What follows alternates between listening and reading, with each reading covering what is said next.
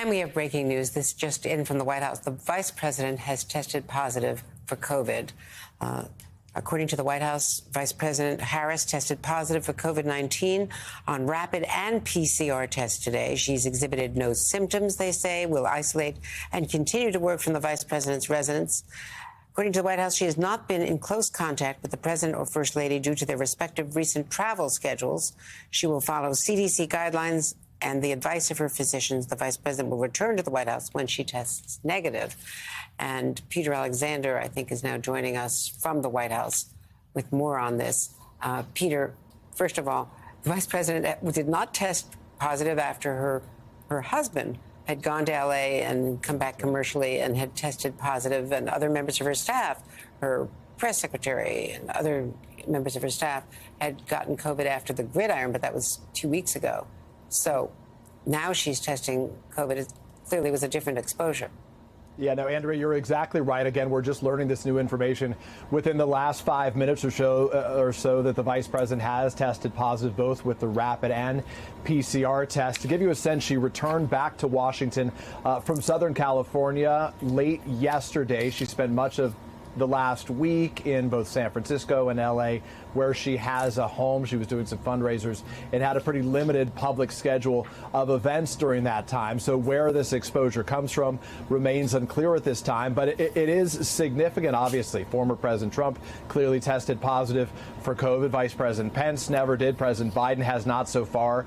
But the Vice President of the United States, the second in line to the office, is now with COVID. She is going to be separating, working away from her aides and other staffers significantly. As you say, she was not a close contact to the president, likely a function of the fact that she had been away over the last several days and would have been tested before she would have been around the president for any scheduled visits they would have had today. It remains the case that this White House is testing all individuals who spend any extended period of time around the president himself. Andrea?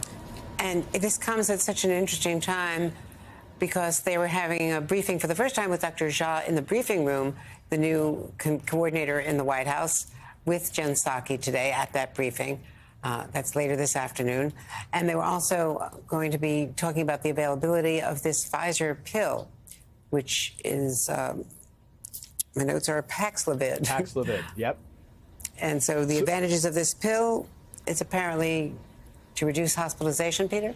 Yeah, that's exactly right, Paxlovid. I've actually taken this pill. I'm just back to this position after a couple weeks away where I myself had COVID, had the fevers and the chills, and was prescribed Paxlovid by my own doctor. My experience was a good one. I tested negative to a PCR within just 12 days, and the White House is trying to use Paxlovid as a means of helping those who are getting this virus at this point, with cases still rising in many parts of the country, though hospitalizations largely remain low, to help keep those numbers of hospitalizations low going forward. Paxlovid will be among the messages you hear from the White House when Dr. Ashish Jha visits the podium for the first time since taking over as the COVID coordinator for this White House, Andrea. So this, it shows in real time that this is an evolving challenge, not just for this country, but for this administration. The White House in recent weeks has made the case very clearly, and